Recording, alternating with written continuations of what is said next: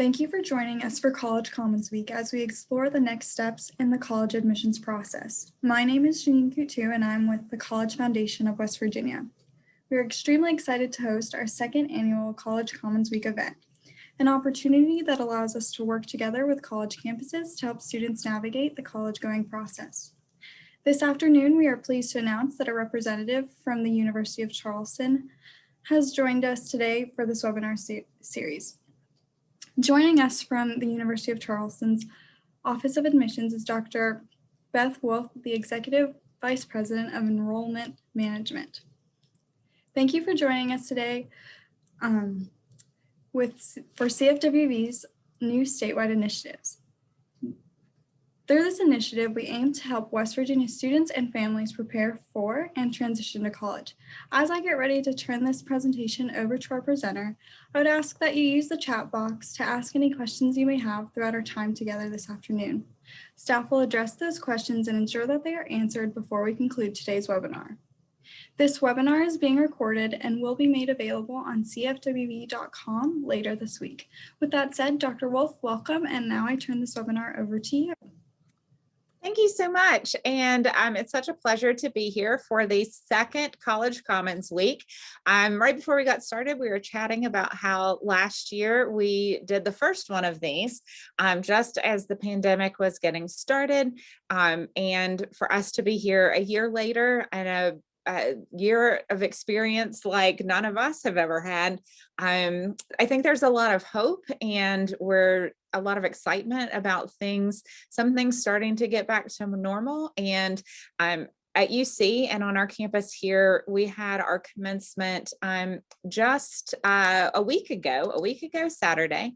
And it was such a great celebration of what we were able to accomplish here at UC during the 2020-2021 academic year. Obviously, at the end of 2019, just like everybody else, we had to send our students home before the end of the semester. We spent that whole summer of 2020 trying to figure out how can we make this work. And just incredible teamwork across our campus to figure out what was the capacity of our classrooms if we spaced people 6 feet apart.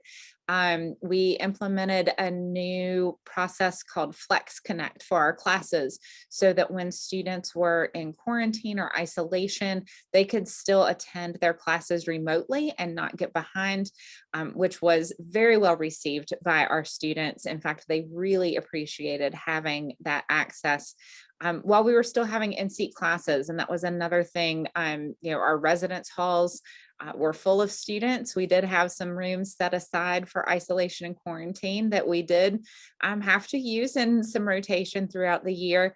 Then we had teams of people on campus who were delivering meals to the students in quarantine. I served on that team. And so I'd push a cart with lunches and get to the room, set the lunches outside the door, knock, and then I'd hurry down the hallway so the students could come out and get their food.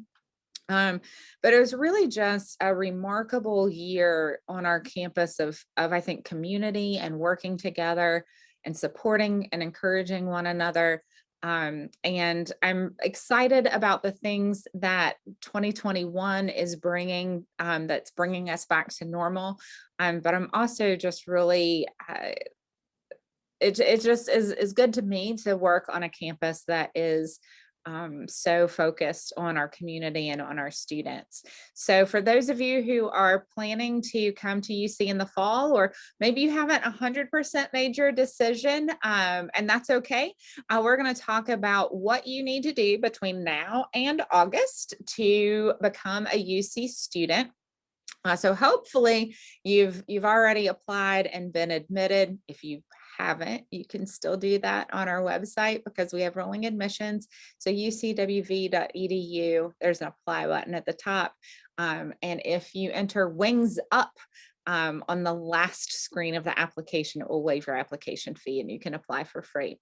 But I think most of you who are watching have been admitted and you're making that decision to commit. And so I'm going to walk you through the steps of what you need to do. And you can just kind of mentally check these off. Also, this checklist this exact checklist comes to all of our admitted students in their packet that they receive with their admissions letter. Now, if you have happened to, I don't know, throw it away by accident, your dog ate it, your little brother drew a picture on the back with crayons or on the front with crayons, can't read it anymore, and you'd like another copy, you can just reach out to our admissions office. We'll be happy to shoot you a copy in email. But the first thing that hopefully most of you have done, because I know our high schools do such a great job of encouraging students to complete their FAFSA, is to complete your FAFSA. I know there have been workshops and all kinds of things to encourage you to do that. And we do have so many FAFSAs on file, but we do have some students. I just checked the list this morning. We have some students who have been admitted and haven't submitted their FAFSA to UC yet. So you want to make sure that you do that. We do have March 15th as the preferred date. And obviously that has passed, but it isn't too late to submit your FAFSA. Our school code is 003818. So if you've already done the FAFSA and you just didn't include UC the first time, it's real easy to log in and just add UC as another school to receive your FAFSA results. Your enrollment deposit is kind of the first action that you take that formalizes and just confirms to us that you are coming to UC. So it's a $100 enrollment deposit. It's non-refundable. So you're making the commitment to us with a little bit of money that does get applied to your fall semester tuition balance. So it's not a fee. It's not an extra charge. It is a true deposit that goes towards what you owe. And that is the kickoff to a lot of things on our end of things to make sure that you're ready to go. So once you submit your deposit, within about 48 hours, you're going to receive to the email address that you put on your admissions application information about your UC account. So you're going to get your UC email address, your login information. It's going to give you instructions on how you can log into your My UC account. So you'll want to watch your personal email account within 48 hours of submitting your deposit to get that information. Also, when you pay your deposit, your name goes onto a list that gets sent to our team of our first year student advisors, our FSAs. So your first year at UC, you actually get two advisors. You get an advisor within your academic area, but you also get a first year advisor. So you've got two people who are looking out for you, and that FSA is going to be the person who builds your fall schedule. So you pay your deposit, your name goes on their list. They take a look at your major requirements. They take a look at if you've sent us transcripts for dual enrollment. They take a look at what you have credit for, and they build your fall schedule. Now, I know that some of you are probably currently or just wrapped up some other dual enrollment classes for spring. You may be taking AP exams this month. So make sure that you have those AP test scores sent to us, those final transcripts with your dual enrollment credits sent to us, and we'll get those credits applied to your account. And we'll make any adjustments that we need to your schedule. So you'll be able to see that actually through your UC account. Once that's built, they do it really quickly. So again, probably by the time you get your login information, chances are pretty good that that schedule is going to be built. You also need to accept your financial aid award. Now, your financial aid award letter will come to you through the mail. Again, most of you may have already received this. We hope that you have. If you haven't, two things to check. One, have you submitted your FAFSA? If not, that's going to be a holdup. And two, have you sent us your high school transcript? So UC does allow self-reporting of GPAs for admissions purposes. So when you applied online, it asked you, what is your GPA? We have lots of evidence that students are honest with that. And so we trust you that what you tell us is accurate for making the admissions decision. But we do require your high school transcript to verify your GPA for your academic scholarships. So if you haven't received a financial aid award letter, it may be because we don't have your transcript to confirm your academic scholarship. So that would be another thing that you need to submit. If you aren't sure, if you're thinking like, I haven't gotten that award letter, but I thought I did both of those things, you can call our financial aid office at 304-357-4944, or our admissions office, which is 304-357-4750. And I have that number on our last slide.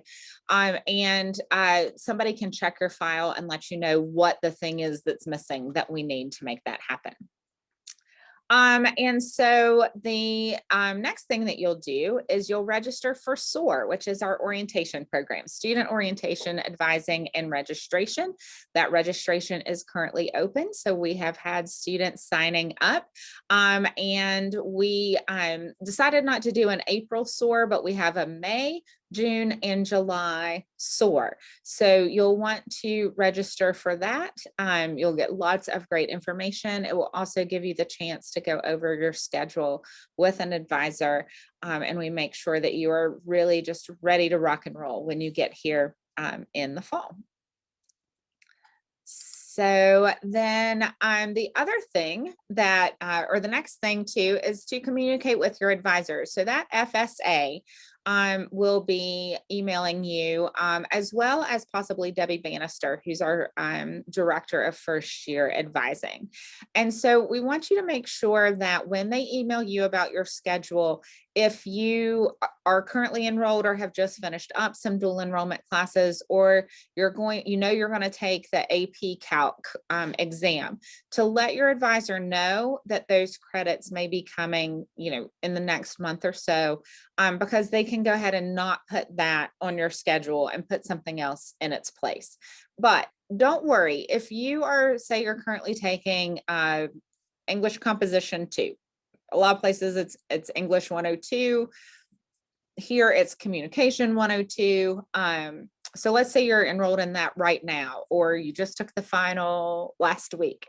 Hooray. Then you can just say, hey, I'm finishing that up. You don't have my transcript yet. We'll just go ahead and not put that on your schedule, and kind of put something else in its place. But if you see your schedule and it has Com 102 and you're like, hey, I know I have credit for that, just let your advisor know and they'll be happy to make that adjustment. Now, the next thing that you'll want to do is apply for campus housing or for an exemption.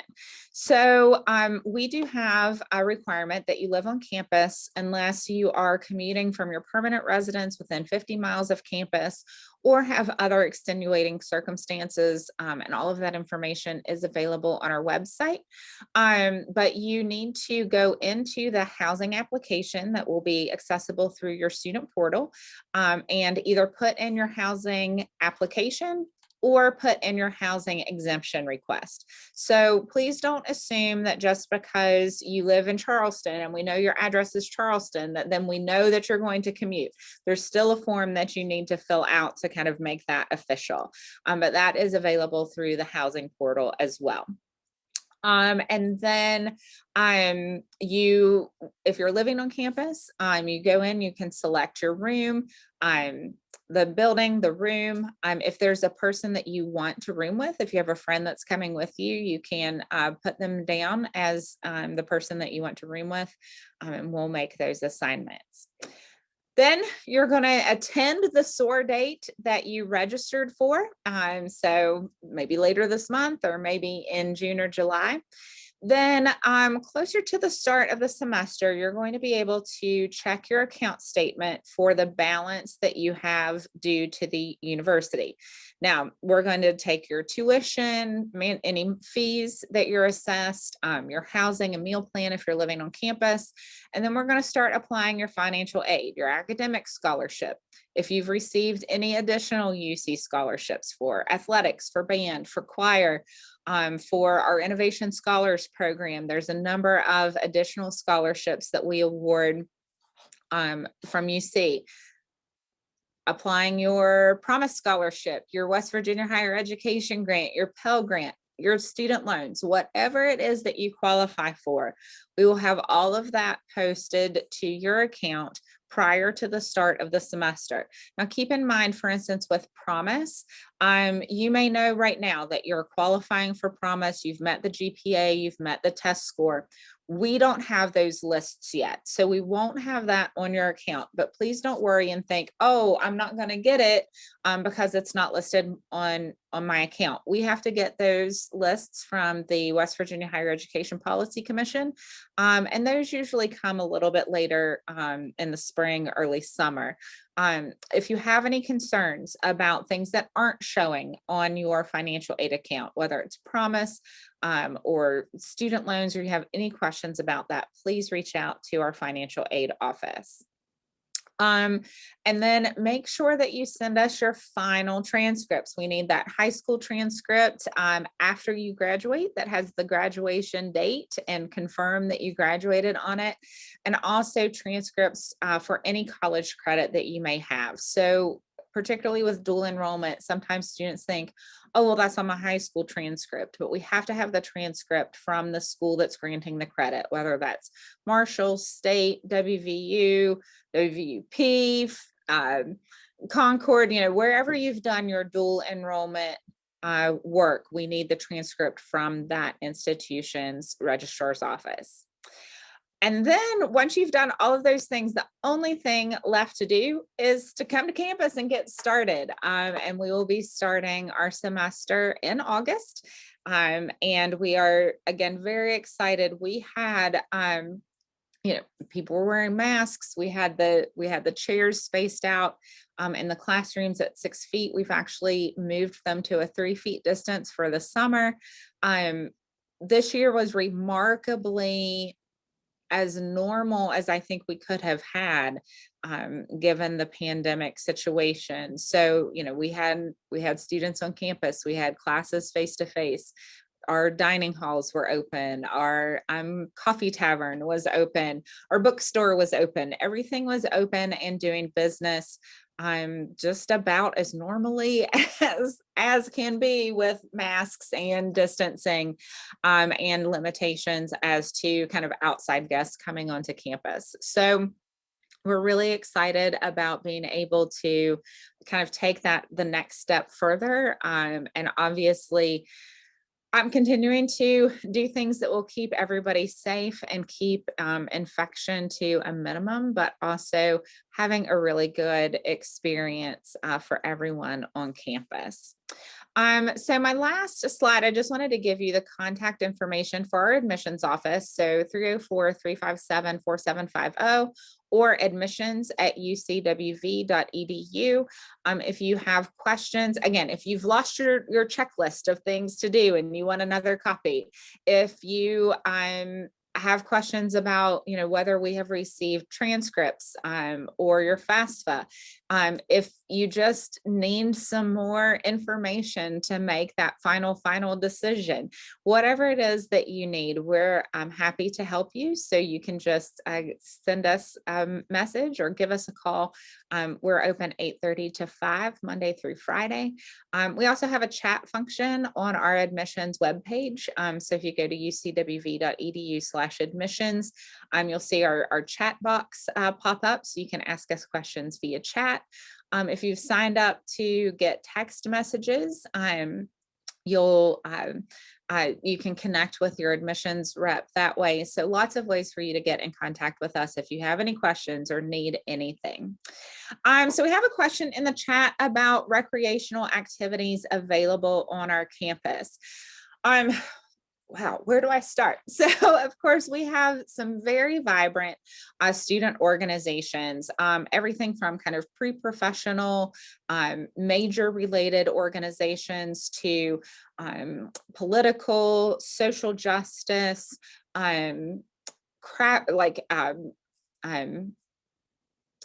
hobby related organizations. So lots of organizations for students to be involved in, and we really encourage students to do that.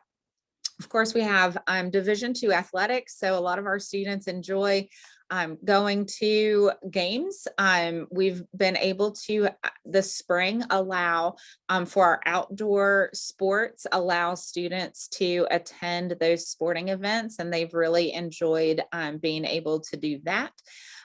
We also have, you can see behind me a picture of the Canal River and the state capitol on one side, and the UC campus is directly across the river from the Capitol building. In fact, I can look out my window and see the dome. We have such a beautiful piece of real estate that we sit on right here on the river. And the oldest building on our campus is actually a boathouse. It was originally built as like a cafeteria, and then it got converted into a boathouse as like we had rowing and things like that. And then it kind of stopped being used, was really just being used for storage. We weren't getting a whole lot of really good use out of it. This year we had a fundraising campaign to completely refurbish that boathouse. And so when we open in August, it's going to be basically kind of like an outdoor recreation center. Students will be able to rent bikes, cornhole equipment, kayaks, paddle boards, all kinds of things that you can take out on the river or use on our lawn. And we have just this beautiful lawn right next to the river that is a great place to hang out with your friends. And we also have a fire pit on the lawn, and our dining services will actually provide you with stuff to make s'mores at the fire pit, which I think is pretty fun. So there's a lot of fun things to do. If you're musically inclined, we have a band program and a choir program, and both of those programs offer scholarships. And it's not too late to get scholarships for band or choir. So if you are interested in one of those, you can reach out to the admissions office and they'll put you in contact with either our band director or our choir director. Not only do we have Division II intercollegiate athletics, but we also have a strong intramural program. So students participate in that. And every month there are activities of things, and again, even with COVID, we did paint and sip nights where we would do paintings, just all kinds of different activities. And then we have kind of two big annual events, one at the start of the year and one at the end of the year, where we take advantage again of our great lawn and have games and DJs and all kinds of fun stuff to do. So a lot to do. And plus we're right in Charleston. And so, going downtown to restaurants in the summer months with Live on the Levee, all of that is just right here at hand when you are at UC. So the next question that we have is there a tutoring service center on campus, and do they offer virtual tutoring services? I don't know why that was such a tongue twister. Absolutely. So we do have an academic success center here on campus that coordinates tutoring as well as services for students with any kind of learning differences. So if you have had any type of educational plan through high school where you received accommodations, whether that was extended time, a quiet place to test, certain test formats for your learning differences, the Academic Success Center will work with you on those accommodations, but they also provide tutoring. Most of the tutoring is peer tutoring. So we have students who have taken those classes and done well in them previously, working as tutors. And actually all of our tutoring this year was virtual. So, prior to COVID, it was face-to-face. This past year, it's been virtual. I'm hoping that in the coming year, we'll be able to do kind of a blended model. So offer both virtual and face-to-face tutoring. But we did have virtual tutoring 100% this past year. Happy to answer any other questions that you have. I've been trying to think of kind of commonly asked questions. I know the big one so often that people have is, can I bring a car? And yes, you can. So students who bring a car are charged a parking permit fee for each semester. And that just, kind of gets put right on your UC bill. And then you get a parking permit and then you can park on campus, and that's no problem. We have several surface lots, and then we also have a parking garage. So there's really never any issue in terms of finding a space. You might not find the exact space that you want, but you will be able to find a space on campus at any time. And speaking of your bill, one thing that wasn't in my slide presentation, but I do want to make sure that students know, is that at UC, we do offer a payment plan for students. So each semester, your balance can be broken into 5 payments over the course of the semester. That's several more payments over the course of the year than kind of typical payment plans. Also, it's an interest-free payment plan, so you do not pay any interest on the fact that you're paying like the end of your bill in December, as opposed to paying all of it at the start.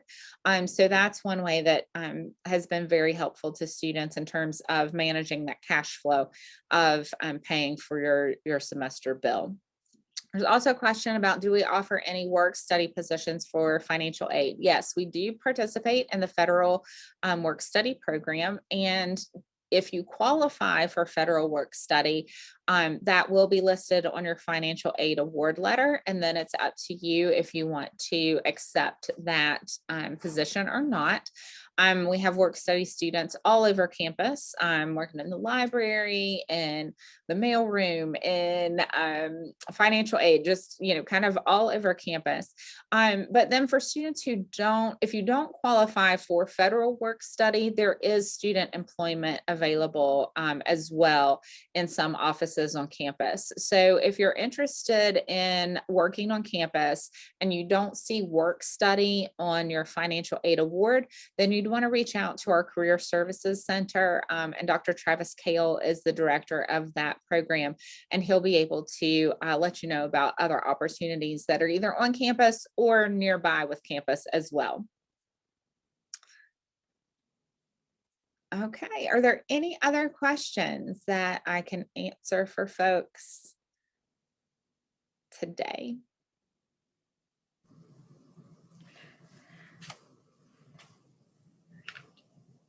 So I'm not seeing any more questions in the chat, but I'm just going to throw out a few questions that we've received from students. What about textbooks? What do students do for textbooks before coming to UC for the semester? Sure. So you have a couple of different options with textbooks. We do have a bookstore on campus. One of the really great conveniences of our bookstore on campus is you can actually charge your books to your UC student account. So then your financial aid can be applied to that. And then if your financial aid doesn't cover your full amount, then you can kind of build that into your payment plan. So that's a really convenient way to make sure that you get your books paid for and that you get the correct versions of the books. So one of the kind of common problems that students run into if they purchase books elsewhere, which you certainly can do. I mean, you can purchase books online. But one thing about that is you're not always sure that you're getting the correct version of the book.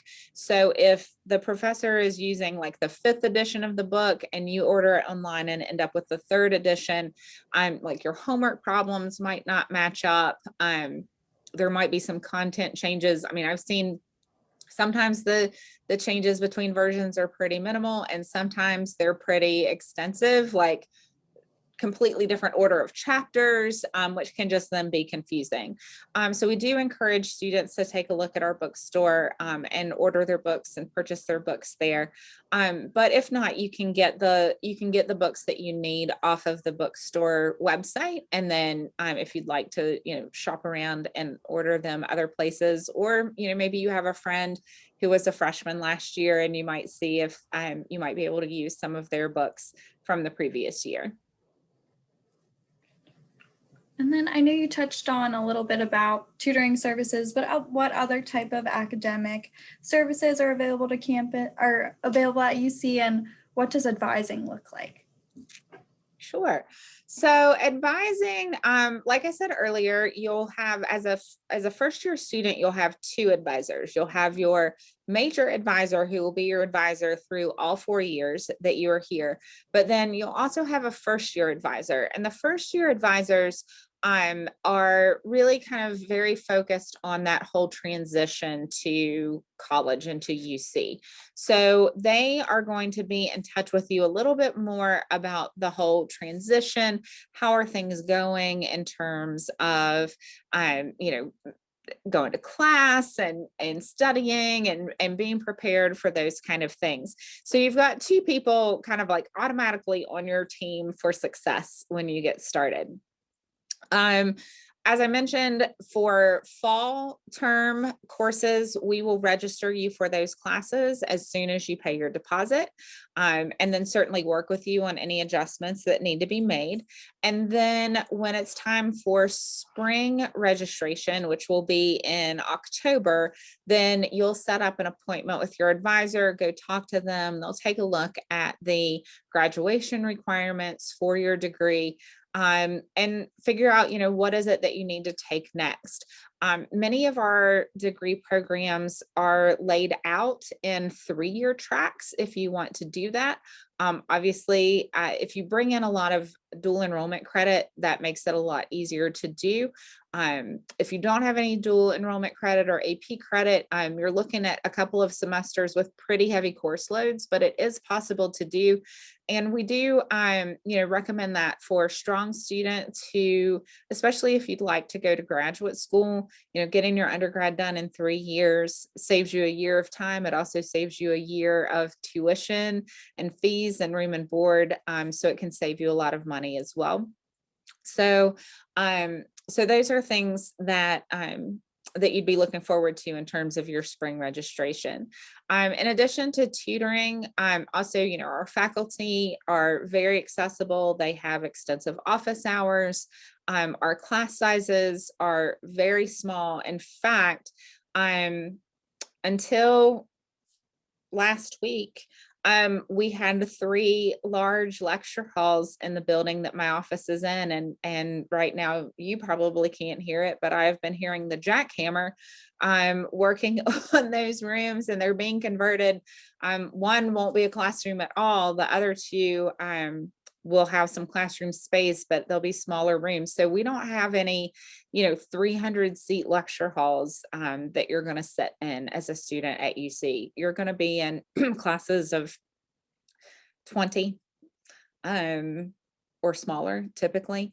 And so in some cases, your classes here will be smaller than what they were in high school. So it really gives you the opportunity to get to know your faculty members and be able to build relationships with them and talk to them when you're having trouble in class. That's one of the biggest pieces of advice that I can give to students is talk to your faculty members. They want you to be successful. And so if you're struggling, they want to know so that they can help you help you get over those hurdles. Then of course, we also have counseling services on campus because, going to college and being in a new environment and having new responsibilities and new kind of levels of freedom can be hard. And so we also have, counseling services available. And then we also have a program on campus called Mention It for Retention. So one thing that we're very active in doing is for our faculty and staff, if they notice something is going on with a student, they've stopped coming to class, or maybe they're coming to class, but their demeanor has changed. They're not as involved. They're not participating in discussion, and they're concerned. We have a process where they can share that information with our vice president and dean of students. And we have a team of people who then will reach out to that student. It might be your FSA. It might be your academic advisor. It might be your peer educator from your University 104 class. but somebody is going to reach out to you and say, hey, you know, what's going on? Is there something that we can help you with? So a lot of support and a lot of opportunities for people to, you know, just kind of help you be successful as a student. Great. Thank you so much for answering those questions. Again, I'm not seeing any questions in the chat, so I'm going to go ahead and close. I want to thank you so much for joining us today for oh my goodness, excuse me. We appreciate you taking the time to talk about UC and all of those great tips for incoming students. Thank you for joining the College Foundation of West Virginia. And please reach out to Dr. Wolf if you have any questions. And thank you for those who joined us today to participate in this webinar series. If we could be of any further assistance, please reach out to us at cfwv.com. Alrighty, thank you. Thank you.